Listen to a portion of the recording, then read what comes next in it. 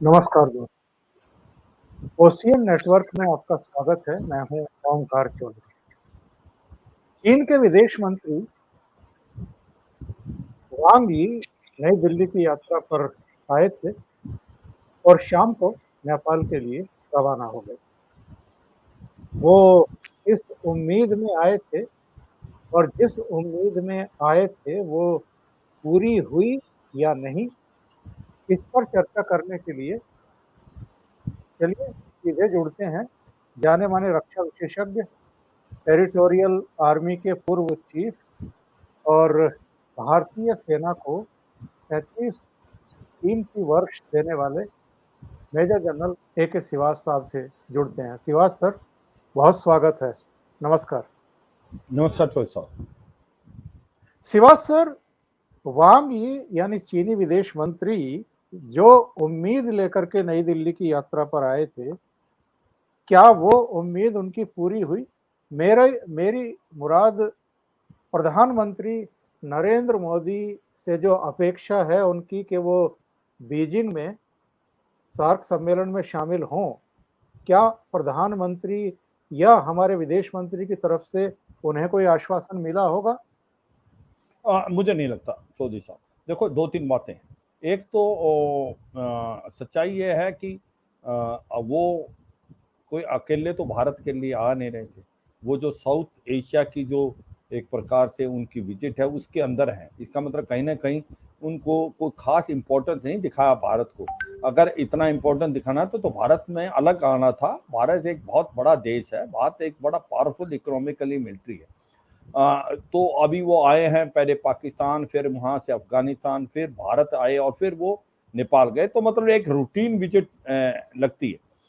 दूसरा इम्पोर्टेंट चीज ये है कि जिस प्रकार से उन्होंने भारत के जम्मू एंड कश्मीर के बारे में अपने कुछ एक कमेंट्स पास किए हैं इस्लामाबाद में जी, जी। आईओसी मीटिंग में, वो बड़े दुर्भाग्यपूर्ण हैं। उनको बड़े साफ सुथरे शब्दों में हमारे जो अरिंदम बागची हैं, एमईए के स्पोक्स पर्सन ने बताया कि चीन की कोई लोकल स्टैंड ही नहीं है, ये भारत का हिस्सा है, इंटरनल मामला है। चीन का कोई मतलब नहीं है कि कोई कमेंट पास करे जम्मू एंड कश्मीर के बारे में। It is the alienable and undisputed part of India. और इसके बारे में जो कमेंट पास करे तो बड़े दुर्भाग्यपूर्ण थे। तो अगर आप ऐसे कमेंट पास करते हो और फिर आप सोचते हो कि आपको कोई बड़ा अच्छा वेलकम मिलेगा, तो फिर आप पता नहीं कौन सी दुनिया में जी रहे हैं। तो जिस प्रकार से वो आए यहाँ पर, उनको कोई बड़ा मैं ये कहूँगा ल्यूकवार्म रिस्पॉन्स मिला, इसमें कोई नहीं। और उनकी गलती भारत की नहीं है, क्योंकि जिस प्रकार से उन्होंने अनकॉल्ड अनजस्टिफाइड कमेंट पास किए इस्लामिक ऑपरेशन कॉपरेशन में इस्लामाबाद में, वो बहुत दुर्भाग्यपूर्ण थे। उसकी वजह बहुत इंपॉर्टेंट है। तो और जबकि वो आ रहे हैं, वो चाहते हैं रिलेशन इंप्रूव हो और उनको ज्यादा फायदा रिलेशन इंप्रूव में होने बेनस्पत भारत को जिस टाइम, तो ये नहीं करने चाहिए। देखो, जब वो भारत में आए तो जब बातचीत हुई, अब भारत और चीन के अंदर जो नजरिया है लद्दाख को देके, वो काफी अलग है। भारत का जो चीन का नजरिया है, वो कह रहे हैं कि भाई जिस प्रकार से आप डिस्प्यूट चल रही है लद्दाख में, वो रिजॉल्व होती रहेगी। आप अपने जो हैं बायलैटरल रिलेशन बढ़ाते रहो, ट्रेड करते रहो। मगर भारत ने साफ सुथरे शब्दों में बता दिया है, जब तक पीस और ट्रैंक्विलिटी बॉर्डर पे नहीं होगी, यथास्थिति अप्रैल 2020 की नहीं होगी, it will not be business as usual और ट्रेड नहीं बढ़ेगा। तो ऐसे में मुझे लगता है चीन को समझ आ जानी चाहिए कि भारत ये बदला हुआ भारत है, भारत बिल्कुल नहीं मानेगा जब तक आप पूरे इलाकों से डिसंगेज नहीं करेंगे। अभी तक भी चीन जो है हॉट स्प्रिंग और देपसांग और डेमचौक के कुछ एक इलाके में है अंदर। तो भारत ने साफ सुथरे शब्दों में बता दिया, जब तक आप इन सभी फ्रिक्शन पॉइंट से वापस नहीं जाएंगे, डी एस्केलेट नहीं करेंगे, और जिस प्रकार से प्रोटोकॉल साइन है 1993, 95 और 96 का, उसको आप उसके तहत आप नहीं वापस जाएंगे भारत के साथ, it can't be business as usual. तो मुझे लगता है ये उनको समझ आ गया है। अब वो एक जो इम्पोर्टेंट जो एक मैसेज लेके आए थे, वो चाहते थे कि किसी तरीके से भारत के प्रधानमंत्री को इम्प्रेस करना कि वो जो ब्रिक्स की समिट है जो कि अक्टूबर नवंबर में होने वाली है, जो कि बीजिंग में होगी, उसकी चेयरमैनशिप भी चीन करेगा, उसमें आए, क्योंकि वो चाहते हैं अगर आता है तो फिर इसकी कोई अहमियत है, नहीं तो ब्रिक्स की अहमियत ही नहीं है। भारत अगर नहीं जाता, भारत के प्रधानमंत्री नहीं जाते, और उसी के जो साइड लाइन में वो चाहते हैं कि RIC की भी मीटिंग हो, जिसके रशिया, इंडिया और चाइना एक प्रकार से मेंबर है, और वो जो इस मैसेज को लेके आए थे। मगर सच्चाई है कि जिस प्रकार से उन्होंने अनफॉर्चुनेट कमेंट्स पास किए, तो भारत तो उसको कभी वेलकम करेगा नहीं, तो इसीलिए भारत के प्रधानमंत्री ने भी उनसे मिलने से मना कर दिया।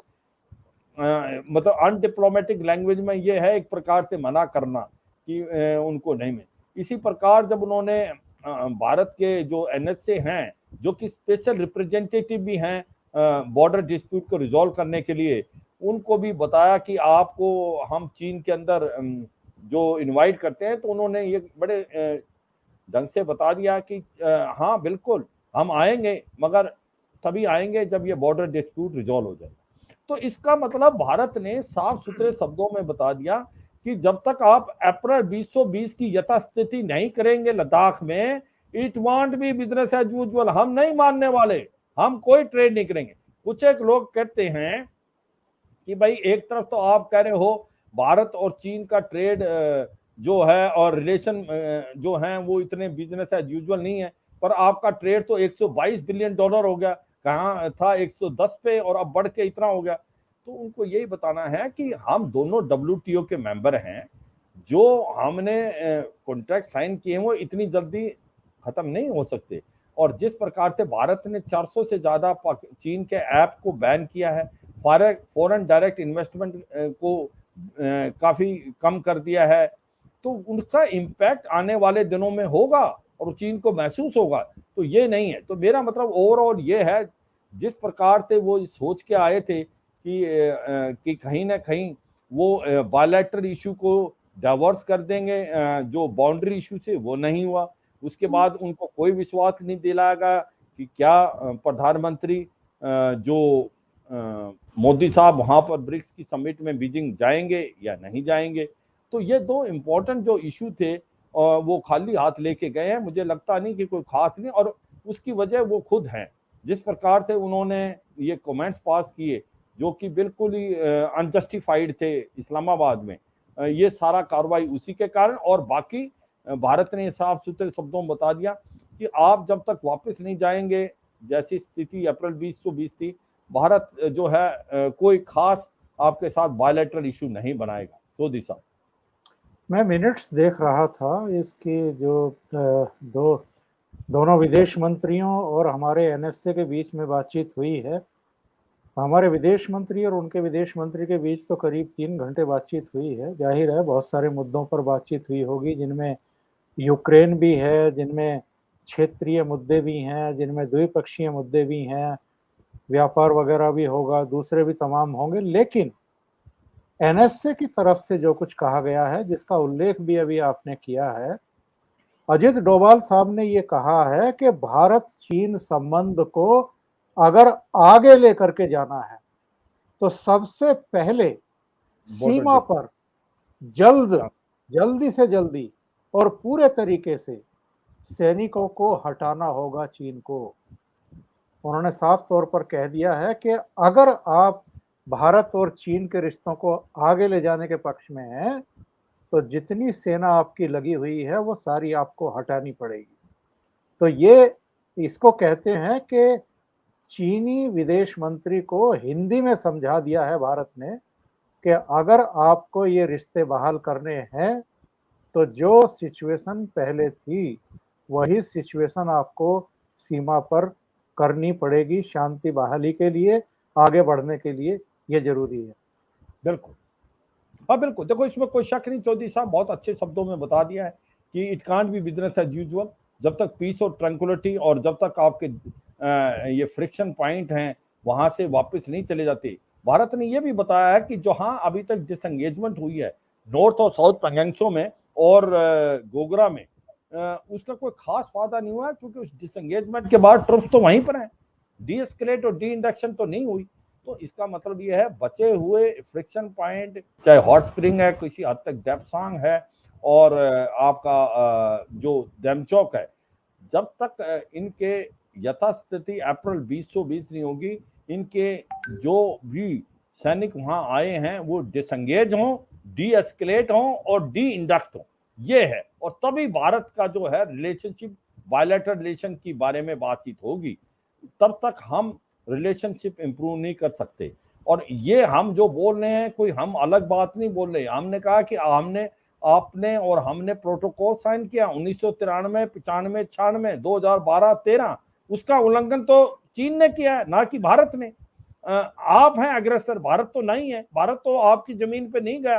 तो इसका मतलब चीन को समझ आना चाहिए ये बदला हुआ भारत है, ये 2022 का भारत है, ये आपके अब जो बहकावे में नहीं आने वाला। हमारे जो एम हैं वो बिल्कुल क्लियर हैं, और कहीं ना कहीं थोड़ा सा अभी ये भी लगा है चीन को कि शायद भारत और चीन दोनों एक पेज पे थे, स्पेशली रूस को लेके, जो जी, जी। United Nation Security Council, UNGA और यूएन ह्यूमन राइट कमीशन में दोनों ने एब्सेंट किया। मगर चीन को यह भी समझना चाहिए भारत एक स्ट्रेटेजिक ऑटोनॉमी के साथ चलता है, एक इंडिपेंडेंट फॉरेन पॉलिसी के पास चलता है, और उसका मुजाहिरा भारत ने कर दिया। यूक्रेन और रूस की जो लड़ाई चल रही है, कि भारत के रिलेशन अमेरिका से भी बहुत अच्छे हैं, भारत ने 4 फाउंडेशन एग्रीमेंट साइन की हुई हैं, ये बेका क्वाड का हिस्सा है अमेरिका के साथ, जो कि चीन के अगेंस्ट है, जिसके 3 प्रिंसिपल हैं, freedom of navigation, rule based international और maintaining territorial integrity and sovereignty, मतलब कि एक प्रकार के free, open and inclusive Indo Pacific, ये चीन को मालूम है। इसके बावजूद भी भारत के रिलेशन रूस के साथ भी अच्छे हैं। इसको मद्देनजर रखते भारत ने, जबकि सैंक्शन लगे हुए हैं, तब भी रूस के साथ ऑयल लेने की बात की है, रूपी और रूबल, और ये अमेरिका ने भी मान लिया है कि भारत की ये एनर्जी रिक्वायरमेंट है, भारत को करना पड़ेगा। जिस प्रकार से यूरोप की कंट्रियां भी अभी भी ले रही हैं, यूरोप से स्पेशली जर्मनी, इटली, तो मुझे लगता है कि ये भी कहीं ना कहीं चीन को लगा है कि एक भारत एक ऐसा देश है जो कि बहुत ही इंडिपेंडेंट फॉरेन पॉलिसी लेके चलता है, और वो किसी के प्रेशर में नहीं आता। वो किसी अमेरिका के प्रेशर में आके कि सैंक्शन लगी हैं तो ऑयल बंद कर देगा, जबकि ऑयल हम ले नहीं रहे थे उनसे और अब ले रहे हैं। तो ऐसे में मुझे लगता है चीन को समझ आ गई होगी कि भारत एक पुश ओवर नहीं है, भारत की एक बड़ी फर्म पॉलिसी है, भारत की जो अभी की गवर्नमेंट है वो बड़ी ये कहना पड़ेगा इंडिपेंडेंट है, और अब इंडिपेंडेंट पॉलिसी को ले चलती है, और बहुत ज्यादा स्टेबल, स्ट्रॉन्ग, रोबस्ट है। तो ये मुझे लगता है इसको चीन को समझ आना चाहिए। जितनी जल्दी चीन को समझ आएगा उतना फायदा है दोनों के रिलेशन इंप्रूव होने में। तो दिशा, मैं ये जानना चाहता हूँ शिवाज सर कि भारत ने तो उनको कह दिया है कि जब तक सीमा से आप सेना नहीं हटाएंगे तब तक रिश्ते नॉर्मल नहीं होंगे। अगर चीन वाकई प्रधानमंत्री नरेंद्र मोदी को बीजिंग बुलाने को लेकर के संजीदा है, गंभीर है, और प्रधानमंत्री की वहां अनुपस्थिति के नतीजे भी समझ रहा है, तो ऐसे में अगर वो अपनी सेनाओं को पीछे हटाएगा भारत को संतुष्ट करने के लिए, तो ऐसे कौन से इलाके हैं जहां से वो अभी सेना को हटा सकता है, और ऐसे कौन से इलाके हैं जहां से वो अभी नहीं हटाएगा, और क्या भारत उसके इस जेस्चर से सहमत या संतुष्ट हो पाएगा? हाँ बिल्कुल। देखो, एक तो बात यह है कि सबने ये सोचा था कि जिस प्रकार से वांग वी फॉरेन मिनिस्टर चीन के आ रहे हैं, कुछ न कुछ पॉजिटिव डेवलपमेंट होगी। मगर जैसे उन्होंने ये कमेंट पास किया ओआईसी में, तब से ही पता लग गया था कि ये शायद इसमें कुछ भी खास डेवलपमेंट नहीं होगी, क्योंकि आप किसी देश के बारे में ऐसे तीखे कमेंट पास करते हो ओआईसी में, और आप समझते हो कि वो आपको वेलकम करेंगे या वहाँ पर कोई बातचीत का नतीजा निकलेगा, वो तो पॉसिबल नहीं। मगर फिर भी मैं ये कहूँगा कि अगर चीन सच्चे मन से चाहता है कि बात आगे बढ़े, और जैसे भारत ने बता दिया है, जब तक बॉर्डर पे पीस और ट्रैंक्विलिटी नहीं होगी और डिसएंगेजमेंट और यथास्थिति अप्रैल 2020 की नहीं होगी, तब तक बायलैटरल रिलेशन इंप्रूव नहीं हो सकते। तो अब वो कौन सी जगह है जहां से चीन जा सकता है? देखो, जैसे हमने पहले प्रोग्राम में भी अपने व्यूअर्स को बताया है कि ये 3 ऐसे इलाके हैं जहां पर डिसएंगेजमेंट होनी थी। वो होनी थी नॉर्थ और साउथ पेंगोंग में, गोगरा और हॉट स्प्रिंग में, और तीसरा है देप्सांग में। अब ये भी पता होना है हमारे व्यूअर्स को कि जैसे ही ये अप्रैल 2020 में आए थे, चीन 3 डिवीजन लेके आ गया था, और 1 महीने के अंदर भारत ने भी जो मिरर इमेज डिप्लॉयमेंट कर दी थी, और भारत की जो शक्ति और भारत की डिप्लॉयमेंट चीन से कुछ ज़्यादा ही थी। मगर जो सबसे इम्पोर्टेंट चीज़ जो भारत ने की कि जो रात नाइट 29-30 अगस्त को जब एक ऑफेंसिव मैन्यूवर का मुजाहरा देते हुए भारत ने चीन की नाकों तले हमने क्लास रेंज को पकड़ लिया। क्लास रेंज एक स्ट्रेटेजिकली बहुत इंपॉर्टेंट है, वो चशूर मोल्दो बॉल को डोमिनेट करता है, वो एक गेम चेंजर है। उससे चीन बुखला गया था, घबरा गया था भारत की काबिलियत देख के, क्योंकि अगर उस इलाके में रिचिंगला, मगर हिल, गुरुंग हिल और स्पांगुर गैप भारत के ऑलमोस्ट कब्जे में थे। स्पांगुर गैप वो इलाका है कि जहां से चीन 1962 में लद्दाख में आया था। इसका मतलब भारत चीन में जा सकता था, चीन नहीं आ सकता। ऐसे में जो चीन था वो बैकफुट पे होगा। मगर भारत ने ये समझ के, क्योंकि बातचीत है, गिव एंड टेक होगा तभी आगे बढ़ेगी, तो उस समय बातचीत में ये हुआ कि जो डिसएंगेजमेंट होगी वो फेजेज में होगी। फेज 1 में नॉर्थ पेंगोंग और साउथ पेंगोंग, मतलब कि चीन जाएगा फिंगर 4 से फिंगर 8 और भारत क्लास रेंज को विकेट करेगा, और फिर फेज 2 में गोगरा और हॉट स्प्रिंग, और फेज 3 में फिर देप्सांग के बारे में बात होगी। मैं ये भी बताना चाहता हूँ व्यूअर्स को कि देप्सांग का पूरा जो प्रॉब्लम है वो अप्रैल 20 से पहले भी था, मगर वो इतना नहीं था जितना अब है। मगर जैसे ही भारत ने फेज 1 में क्लास रेंज को विकेट किया, तब से इसके जो तीवर थे चीन के, वो बदल गए। वो उसने गोगरा बड़ी मुश्किल से किया, फिर हॉट स्प्रिंग के लिए ढीली डाली करने लगा फेज 2 में, और फेज 3 जहां देप्सांग के बारे में बातचीत होनी है, उसमें कोई सोल्यूशन आना है कि वाई जंक्शन तक वापस जाएं, और हमारी जो पेट्रोलिंग है, पेट्रोलिंग पॉइंट 10, 11 अल्फा 12 और 13 तक जाएगी, उसके बारे में बातचीत नहीं कर रहा।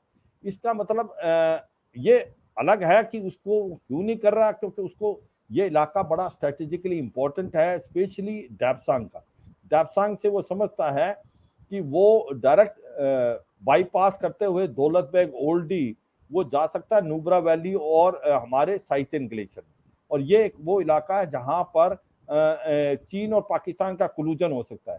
चीन ईस्ट से एक्साइचिन से और पाकिस्तान वेस्ट से गिलगित बाल्टिस्तान से हमारे जो नुब्रा वैली और साइचेन ग्लेशियर को एक प्रकार सैंडविच कर सकता है, और इस जी, जी। इलाके से वो डायरेक्ट लद्दाख पे भी रोल कर सकता है। तो इसलिए वो देप्सांग जो है, मुझे नहीं लगता इतनी जल्दी मानेगा, और ये डर उसको जब ज्यादा लगा है जब से हमने दरबुक शोक दौलत बेग ओल्ड रोड बना ली। उसको लगता है कि कहीं भारत, कहीं उनका जो हाईवे है, वेस्टर्न हाईवे सिंगजांग से लासा, उसको तो कुछ नहीं कर इंटीग्रेट कर देगा, साइचेन में तो कुछ नहीं कर रहा।